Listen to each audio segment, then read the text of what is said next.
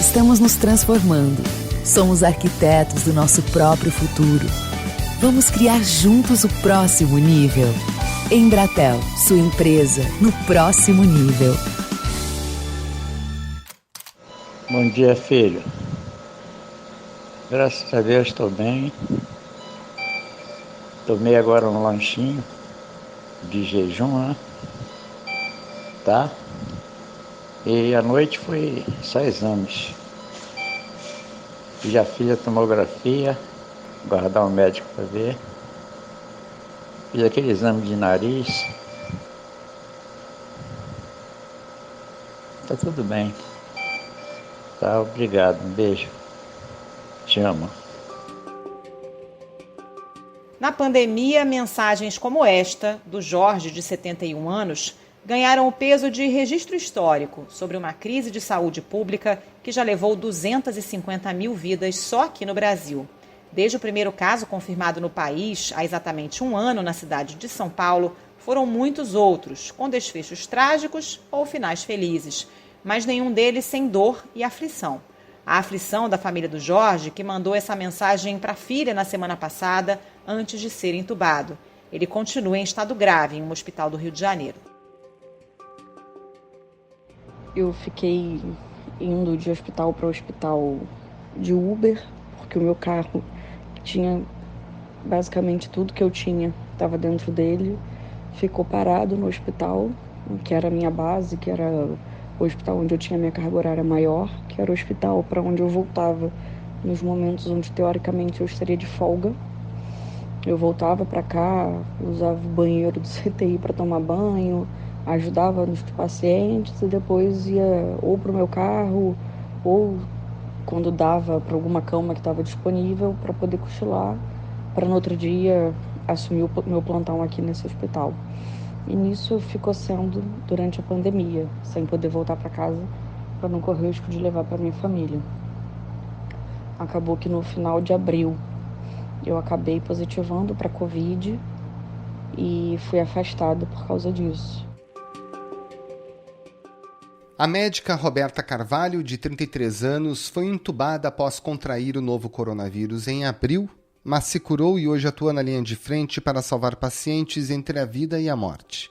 A Roberta, a família do Jorge e tantas outras concordaram em revelar sua intimidade e compartilhar com a reportagem do Globo áudios, fotos, textos de mensagens, relatos de pai para filho, de amiga para amigo.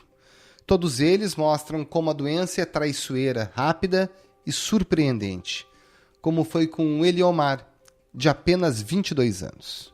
Eu queria te dizer que eu tô bem, tô melhorando. Graças a Deus tá dando tudo certinho. E espero voltar logo, né? Não sei quando é que você ainda, pode ser uns 3, 4 dias, não sei. Não tem como eu te prever isso. O Eliomar passou o aniversário no hospital. Entrou em estado crítico, mas agora passa bem. Ao todo, as repórteres Janaína Figueiredo e Maia Menezes mergulharam nas histórias de 9 famílias que viram de perto o drama provocado pela pandemia e que encontraram nas mensagens a única ferramenta para expressar seus medos e desejos no isolamento do hospital. Eu sou a Carolina Moran, estou com Roberto Maltic e no Ao Ponto desta quinta-feira, a Janaína e a Maia contam suas impressões dessas conversas e falam sobre o que há de comum entre os casos relatados. Histórias que se repetem com outras pessoas enquanto você escuta esse episódio.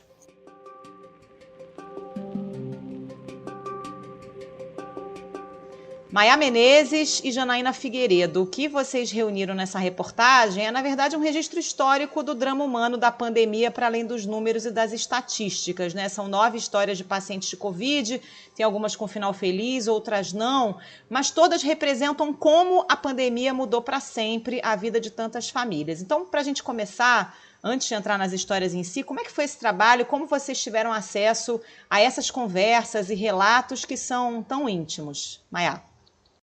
Então, na verdade, eu sou repórter de política já há bastante tempo e no período da pandemia fui escalada para ser repórter do Covid. A gente imaginava que não imaginava que duraria tanto tempo, né, a pandemia. Então, eu tinha algumas conexões já de fontes com médicos e com pessoas que ficaram internadas. E aí nós duas começamos a conversar sobre a pauta, enquanto ambas fazíamos outra pauta na semana passada. E a gente começou a pré-produzir, ela vai contar como ela fez, eu vou contar como eu fiz, através dessas fontes, ou não fontes, ou médicos que algum médico conhecia, me apresentava, e começamos a conversar com eles sobre a questão da finitude, a questão da relevância do papel digital aí nesse luto, e todos se interessaram muito por esse debate, porque os médicos, né, e os pacientes que sobreviveram, por conta dessa elaboração, que é uma elaboração pós-Covid, pós-moderna, né, uma elaboração de um luto virtual. Então, a gente conseguiu, eu, num primeiro momento, consegui conversar com um médico que era amigo de um grande médico que tinha falecido, e ele se ofereceu para ser uma ponte. Então, acho que a chave, né, desse início de apuração foi estabelecer as pontes para chegar até as histórias. Jana. Eu tinha também alguns contatos médicos por essas outras matérias que eu toquei, que me levaram a algumas histórias de pacientes. Uma das histórias mais interessantes é, inclusive, uma médica da equipe do CTI do Hospital Américas, onde eu já conheci algumas pessoas, fui pessoalmente, entrei no CTI com o fotógrafo Guito, que acompanhou a gente em toda essa apuração. Foi muito impressionante, porque é uma médica que esteve internada, entubada, enfim, uma situação muito delicada nesse CTI, de lá mandou mensagens avisando que seria entubada, e hoje ela trabalha no lugar onde salvaram a vida dela. Então, realmente é uma história que me impactou muito. E eu consegui mandar mensagem para um amigo meu, que também é médico, explicando para ele que eu estava no CTI, que ele já até sabia, mas que eu ia precisar ser entubada. E outras histórias, elas surgiram justamente através do mundo virtual, que é um pouco o que a gente conta, né? Essa conexão dos pacientes com o mundo real através do mundo virtual. Muitos médicos nos ajudaram muito, os pacientes, tanto os que sobreviveram, obviamente, e os familiares dos que faleceram foram realmente muito generosos. Eu acho que a gente tem que agradecer muito a todas essas famílias, porque eles entenderam que é uma homenagem a esse momento, seja no caso dos que faleceram, como no caso dos que sobreviveram, e é um retrato, né? A gente está mostrando um retrato da pandemia, no qual o isolamento do paciente é um dos aspectos mais delicados, é um drama esse isolamento, e nesse isolamento a comunicação, as mensagens, os áudios foram fundamentais. A gente dá vários exemplos para compensar esses pacientes, mesmo nos casos em que finalmente eles acabaram falecendo. Pois é, Jana, e essa memória virtual por meio das mensagens, troca de mensagens pelo telefone, também acabou ajudando pessoas, infelizmente, a se despedir, né? Vocês conseguiram obter pelo menos 2 relatos de 2 famílias, uma do próprio Vinícius de Figueiredo, que foi entubado no dia do aniversário de 60 anos, e conseguiu conversar com a família, fazer uma videochamada. E o filho dele conversou com a reportagem e guardou esse vídeo como uma despedida do próprio pai, não é? Sim, foi. Esse caso é um caso que não é do Rio de Janeiro.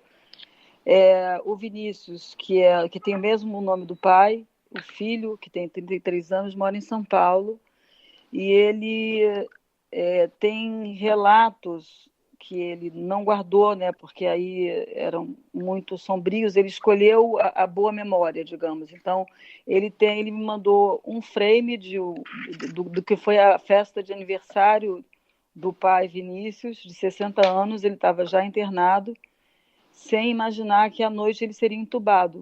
Então, foi o último momento de comunicação entre eles, e ele também, de uma maneira muito emblemática do que a gente está falando, ele assistiu virtualmente o enterro do pai. Um primo estava em Belém, porque o pai dele, a família dele é de Belém, e gravou ao vivo, né, fez uma transmissão ao vivo do funeral. Ele assistiu. Para ele foi, para o Vinícius, o filho, foi uma forma de processar o luto, assistir o que de real aconteceu com o pai ali, sabe? Entender a finitude.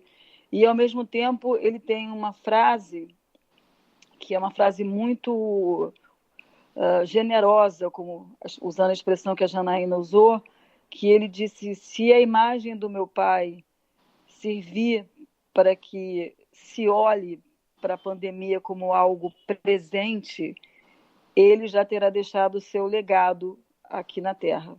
Vamos que vamos, tá? Juntos vamos superar estes momentos, juntos vamos ultrapassar todas as barreiras e vamos com toda certeza sair cada vez mais fortes, tanto na união familiar, na união dos amigos, quanto na fé. A doença tem esse efeito muito devastador nas famílias em muitos casos, né, Maiá? Tem um outro depoimento que nos chamou muita atenção, que é o caso do Ricardo Cruz, um dos cirurgiões mais respeitados do país, né? Ele morreu aos 66 anos, depois de 2 semanas internado. E o caso dele é muito emblemático, porque nesse período ele trocou várias mensagens de texto com a mulher, né, que vão evoluindo à medida que ele mesmo, claro, como é médico, percebe a gravidade da própria situação. No final acaba virando uma despedida e a mulher dele, a Denise, guarda essas mensagens quase como uma joia, né? Virou um memorial ali do marido. Exatamente. Teve uma frase dela que me chamou muita atenção e é muito tocante, que ela disse: eu posso perder qualquer coisa, menos esse celular. E aí ela não leu o tempo todo, porque também a deixa triste, mas ela leu para mim e encaminhou, na verdade, grande parte dos áudios em que se dá ali o relato quase sequencial do que foi, de como a doença foi evoluindo no organismo de um médico, só que ele era médico, então ele sabia o que estava acontecendo com ele, então ela e dava um retrato muito emocional, falava-se da relação dos dois, que era uma relação linda, da relação com os filhos, mas falava também da coisa concreta. Oi, dormiu? 23 de novembro, vamos lá. Oi, consegui dormir, Denise, o pulmão piorou. E vai dizendo até o dia que ele é entubado.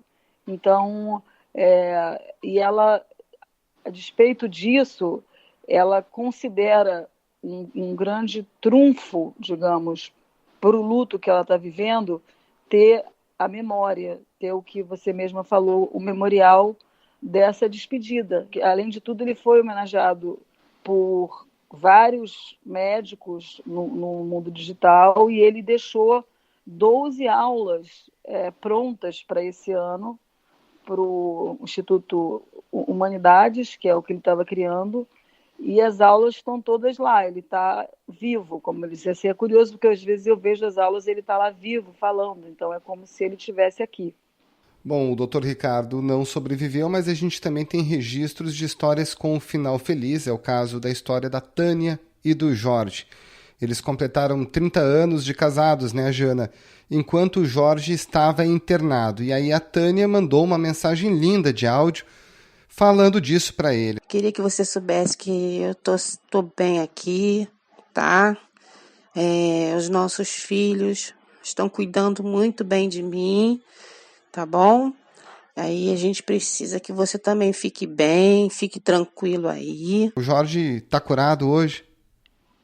Então, o Jorge está curado, mas está com as famosas sequelas da Covid-19, né? Que a gente vê isso em muitos casos. As pessoas recebem alta, vão para casa, mas continuam se tratando porque a doença deixa uma série de estragos que demoram um certo tempo em serem solucionados, né? Ele está com hipertensão, as pernas dele incham muito, emocionalmente ele ficou muito abalado, ele ficou mais de um mês internado, vários dias entubado, sedado, enfim, totalmente fora, né, da realidade, e ele tá na luta, ele está bem, ele está afastado do trabalho porque ele é grupo de risco, e a história deles eu acho que é interessante porque, assim, a Tânia e o Jorge, eles são aqueles casais que vivem grudados, né? Eles não se separam por nada, estão há 30 anos juntos, começaram a namorar quando ela tinha 11, ele tinha 13. É uma longa história de amor, 3 filhos, homens, que cuidaram muito da Tânia enquanto o Jorge esteve entubado e, lamentavelmente, eles fizeram 30 anos de casado enquanto ele estava nesse processo de intubação. E por orientação dos psicólogos do hospital, ela mandou esse áudio, que é bem longo, para ele ouvir, né, ver se, enfim, pelo menos alguma coisa chegava a ele naquele momento. E os médicos contam que quando puseram o áudio, ele virou a cabeça para o lado onde estava o celular. Quer dizer que alguma coisa ele percebeu, ele conseguiu, né, captar daquele áudio. E, enfim, a Tânia tem certeza que ele ouviu e que isso fez muito bem a ele. Existem outros casos onde essas comunicações alteram o paciente, né, deixam o paciente mais nervoso, mais ansioso. Mas em muitos casos, eu acho que talvez numa grande maioria, é muito importante essa comunicação com o mundo que está do lado de fora do CTI, né? Obviamente, principalmente as famílias e os amigos. Para esses pacientes que estão nesse isolamento, é fundamental, tem sido, foi e será fundamental ter esse contato. Em alguns casos, os pacientes não têm, porque eles não ficam com celular, ou, enfim, são pessoas muito humildes que não têm, né, uma conexão tão fácil. Então, enfim, acho que a gente conseguiu mostrar como isso foi importante, continua sendo importante. Agora, gente, esses áudios mostram muito também a preocupação de quem está internado com os parentes que estão do lado de fora, né? Principalmente quem tem filhos pequenos. A gente ouviu, por exemplo, a professora Fabiana Queiroz, que conseguiu sair da intubação, felizmente, e o que ela fala no áudio que envia à mãe é um pedido para que cuidasse da filha dela, né, a Gabriela. E a médica Roberta Carvalho, que avisa para um amigo que seria entubada, e o pedido dela é para que ele cuidasse da mãe e da irmã dela. O amigo, o Tiago, respondeu dizendo para ela ficar tranquila. Felizmente, as duas estão bem. Qual é a história da Fabiana e da Roberta, Jana? Sim, as duas estão bem. A Fabiana, ela está saindo do CTI nesses dias, ficou vários dias entubada, depois foi para o CTI estubada e agora já está na enfermaria do Hospital de Clínicas em São Paulo. Ela mora numa comunidade em São Paulo, a comunidade São Remo, e é mãe de uma menina, Gabriele, de 9 anos, que estava aos cuidados do irmão dela, e a mãe dela mora na Bahia.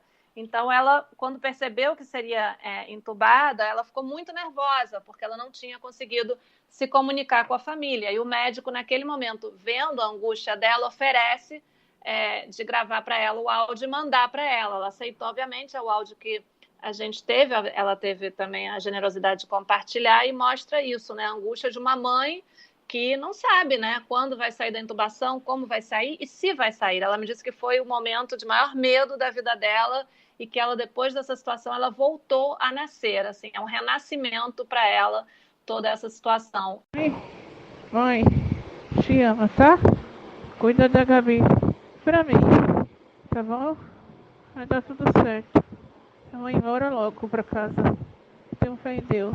E a Roberta é uma médica, como a gente já conversou, que também ficou vários dias não só entubada, como conectada ao ECMO, que é uma máquina, né, de oxigenação extracorpórea. Enfim, a pessoa fica realmente ali com um suporte artificial de vida para que o corpo possa descansar e se recuperar. Ela ficou mais para a morte do que para a vida, me disse uma das enfermeiras, a enfermeira Teia, que cuidou, enfim, é chefe da equipe de enfermagem do Américas, na Barra, e ficou muito mal. Então, ela mesma, o que é realmente muito impactante da história da Roberta, como ela é médica, ela percebeu que deveria ser entubada. Então, ela chamou os médicos e falou, olha, eu acho que eu tenho que ir para a intubação, estou muito fraca, e era realmente esse o diagnóstico, e orientou, e rapidamente ela foi entubada, e antes de ser já muito fraca, sem forças para mandar áudio, ela mandou um texto para outro colega médico também, o Tiago, dizendo, indo para o tubo, cuida da minha mãe, da minha irmã. Pode ter certeza disso, no que precisar e no que depender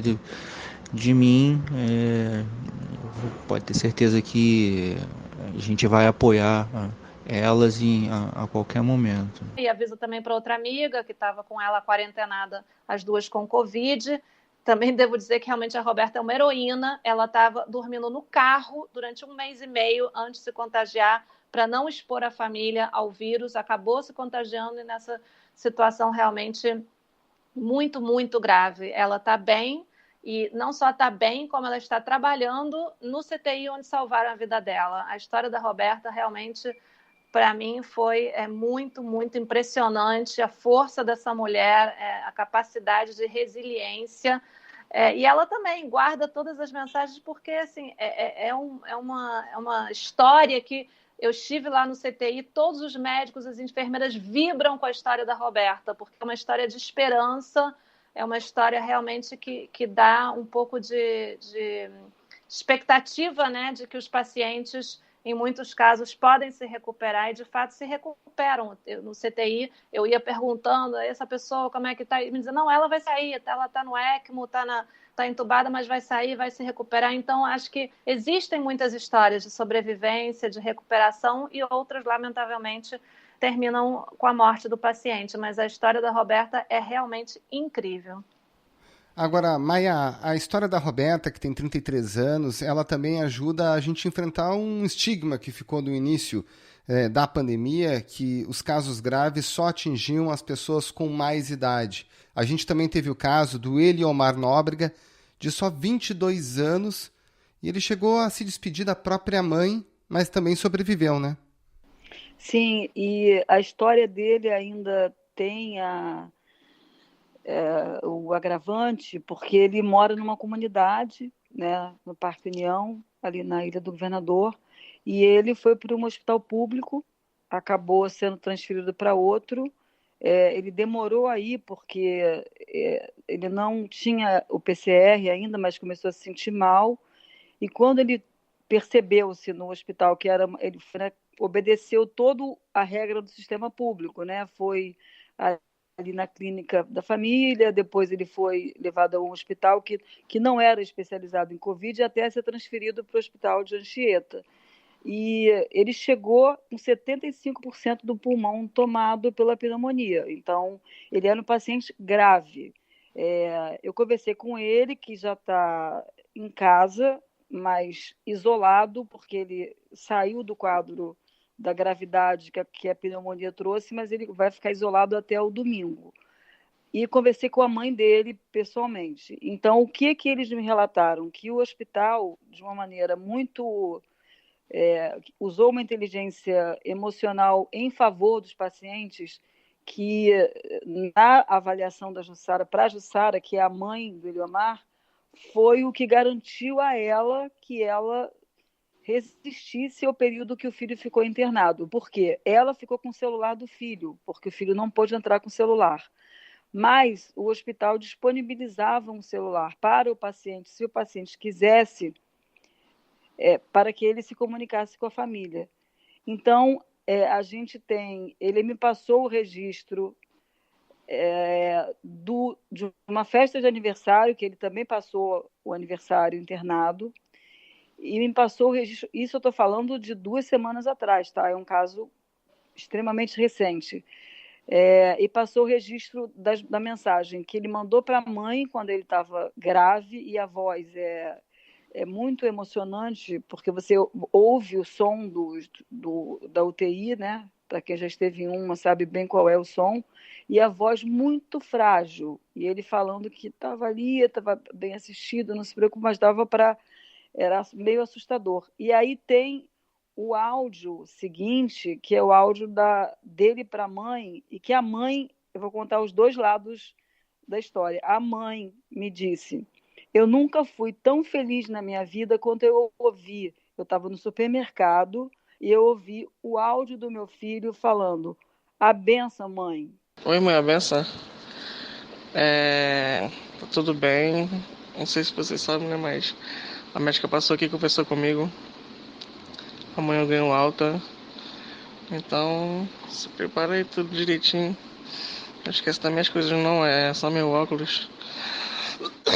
Que é mais importante pra mim. Sua presença, é claro, também. E espero amanhã estar te vendo, te dando um abraço bem forte, viu?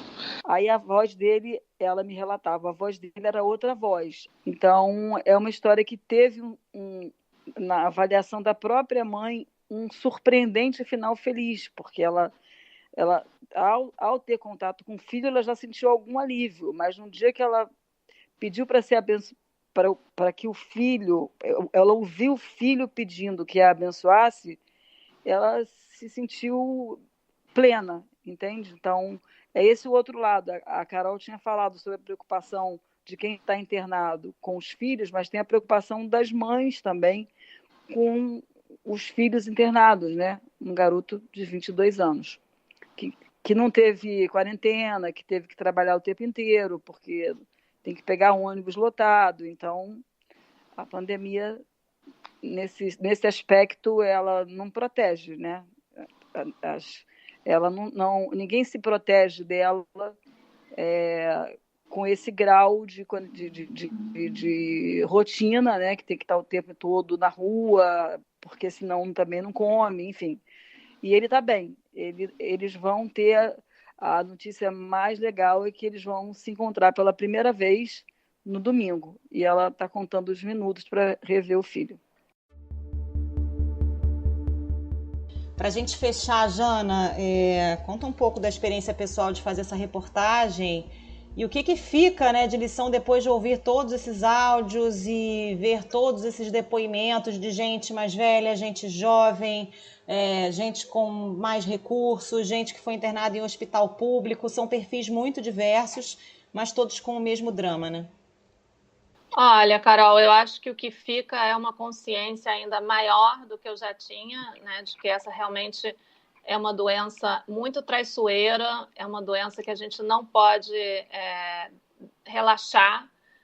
Acho que os cuidados de, enfim, máscara, álcool gel, distanciamento, são essenciais. A gente não pode abrir mão disso e não poderá abrir mão disso tão cedo. É uma doença ainda muito inexplicável em muitos aspectos, né? Porque, por exemplo, me dizia um médico que também sobreviveu, o Dr. Carlos Rassi, de Brasília, também entubado, quase morreu, sobreviveu, e me dizia, por alguma razão, homens jovens e muito bem de saúde ficam em estado muito grave, como foi o caso dele, de 38 anos. E isso ainda não está claro, né? Os médicos já têm muita clareza sobre muitas coisas, mas ainda muitas incertezas sobre muitas outras. Eu acho que nós, que sequer somos médicos e longe disso, temos que ter muito respeito ainda pela doença, pela pandemia, pelos que se foram, pelos que estão mal e pelos que ainda estão e que a gente tem que cuidar, né? Não só de nós mesmos, mas de todos, né? Maiá? Para mim, o que ficou de muito concreto e que era muito abstrato, porque eu já tinha vivido a experiência assim como a Jana foi, eu tinha vivido a experiência de ir à UTI no início da pandemia, e então a doença, para mim, se tornou um grande fantasma quando eu vi ela circulando ali por aquela UTI. Mas nessa reportagem especificamente, o que me tocou e o que eu acho que é talvez a parte mais bonita, né? Porque eu tendo sempre a acreditar que existe beleza mesmo na tristeza, é a perspectiva de que as pessoas encontram maneiras de chegar perto dos seus amores, dos seus parentes, dos seus entes queridos no momento de angústia suprema. Você é o amor da minha vida, você cuida muito bem de mim, amor. Eu tô sentindo muito sua falta, tô com muita saudade de você, tá? Não vejo a hora, meu bem. Fica bonzinho logo pra você voltar pra gente, tá? E nesse aspecto, a tecnologia que já trouxe tanta complicação, as redes sociais e a polêmica sobre polarização política, nesse aspecto, ela foi fundamental. Eu conversei com um médico, também intensivista da rede DOR, do Copastar, e ele disse assim, inaugurou-se uma nova forma de luto. E sem as redes sociais, muitos pacientes poderiam ter perecido, porque eles se sentiam alimentados ou compensados quando viam a família ou falavam com a família. E a busca também por quem está de fora, né? Quem está sem ter notícia, tem um boletim médico, mas você pode pegar o seu telefone e falar com o seu... Em algumas circunstâncias, né? Em outras eles não podem ficar com o celular, os entubados, por exemplo, não podem, porque não tem nem como falar. Mas o que me comoveu foi esse aspecto humano dentro da tragédia, né? Você encontrou um jeito de dividir o carinho, de compartilhar o amor, e no limite de se alimentar para o luto, né? Que é um processo muito, muito, muito doloroso. Tem várias fases, todos sabemos, já conversamos sobre isso, já lemos sobre isso, já perdemos pessoas queridas, mas é um luto diferente, porque é um luto sem o ritual que a gente está habituado a ver, estava habituado a ver no mundo ocidental, ao menos. Então, essa oferta, digamos, de contato digital, ela trouxe um alento, ainda que seja muito pequeno diante da perda de uma vida, para que essas pessoas possam seguir em frente, com o celular na mão. Maia Menezes, Janaína Figueiredo, muito obrigado e parabéns pelo trabalho. Valeu, gente. Obrigada. Até a próxima. Até a próxima. Oi, pessoal, eu sou o Ronaldo Lemos e eu queria convidar vocês para ouvir o podcast Juntos no Próximo Nível, uma parceria da Embratel com Valor Econômico. A cada episódio, eu converso com experts em tecnologia e lideranças de mercado sobre a nova cara dos negócios no mundo pós-pandemia. Áreas como varejo, saúde, governo, agronegócio e indústria 4.0 estão no centro desse nosso bate-papo. Busque Juntos no Próximo Nível nos principais agregadores e entre nessa conversa. Espero vocês. Esse foi o Ponto de Hoje, o podcast diário da redação do Globo. Nessa conversa a gente conta com a participação de toda a equipe do jornal, as mesmas pessoas que levam até você informação e análise de qualidade todos os dias. Quer saber mais? Assine o Globo. Acesse assineoglobo.com.br e confira todas as notícias e reportagens especiais. A produção é do Matheus Ruas e a edição é do Hugo de Araújo. Tchau! Até mais!